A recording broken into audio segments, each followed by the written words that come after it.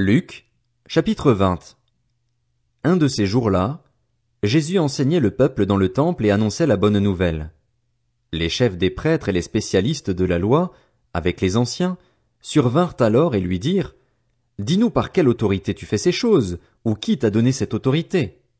Il leur répondit: Je vous poserai moi aussi une question. Dites-moi, le baptême de Jean venait-il du ciel ou des hommes? Mais ils raisonnèrent ainsi entre eux: Si nous répondons du ciel, il dira: Pourquoi n'avez-vous pas cru en lui? Et si nous répondons des hommes, tout le peuple nous lapidera, car il est persuadé que Jean était un prophète. Alors ils répondirent qu'ils ne savaient pas d'où il venait. Jésus leur dit: Moi non plus, je ne vous dirai pas par quelle autorité je fais ces choses. Il se mit ensuite à dire cette parabole au peuple. Un homme planta une vigne. La loua a des vignerons et quitta pour longtemps le pays. Le moment venu, il envoya un serviteur vers les vignerons pour qu'il lui donne sa part de récolte de la vigne. Mais les vignerons le battirent et le renvoyèrent les mains vides. Il envoya encore un autre serviteur.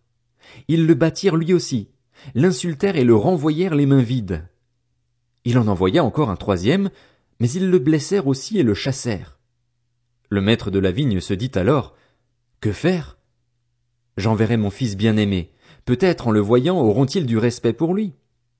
Mais quand les vignerons le virent, ils raisonnèrent entre eux et dirent: Voilà l'héritier. Tuons-le, afin que l'héritage soit à nous. Ils le jetèrent hors de la vigne et le tuèrent. Maintenant, que leur fera donc le maître de la vigne? Il viendra, fera mourir ses vignerons et donnera la vigne à d'autres. En entendant cela, ils dirent: Certainement pas. Mais Jésus jeta les regards sur eux et dit: Que signifie donc ce qui est écrit? La pierre qu'ont rejetée ceux qui construisaient est devenue la pierre angulaire. Toute personne qui tombera sur cette pierre s'y brisera, et celui sur qui elle tombera sera écrasé. Les chefs des prêtres et les spécialistes de la loi cherchèrent à l'arrêter au moment même, mais ils redoutaient les réactions du peuple. Ils avaient compris que c'était pour eux que Jésus avait dit cette parabole. Ils se mirent à observer Jésus, et ils envoyèrent des hommes qui faisaient semblant d'être des justes pour le prendre au piège de ses propres paroles, afin de le livrer au pouvoir et à l'autorité du gouverneur.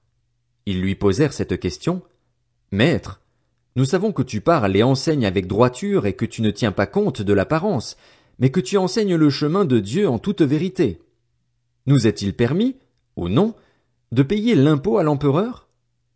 Jésus discerna leur ruse et leur répondit: Pourquoi me tendez-vous un piège? Montrez-moi une pièce de monnaie. De qui porte-t-elle l'effigie et l'inscription? De l'empereur, répondirent-ils. Alors il leur dit: Rendez donc à l'empereur ce qui est à l'empereur et à Dieu ce qui est à Dieu. Ils ne purent pas le prendre en défaut dans ce qu'il disait devant le peuple. Étonnés de sa réponse, ils gardèrent le silence. Quelques-uns des Sadducéens, qui disent qu'il n'y a pas de résurrection, s'approchèrent et posèrent à Jésus cette question: Maître, voici ce que Moïse nous a prescrit. Si un homme marié meurt sans avoir d'enfant, son frère épousera la veuve et donnera une descendance à son frère. Or, il y avait 7 frères. Le premier s'est marié et est mort sans enfant. Le deuxième a épousé la veuve et est mort sans enfant. Puis le troisième l'a épousée. Il en est allé de même pour les 7. Ils sont morts sans laisser d'enfant. Enfin, la femme est morte aussi. À la résurrection, duquel d'entre eux sera-t-elle donc la femme? En effet, les 7 l'ont eue pour épouse.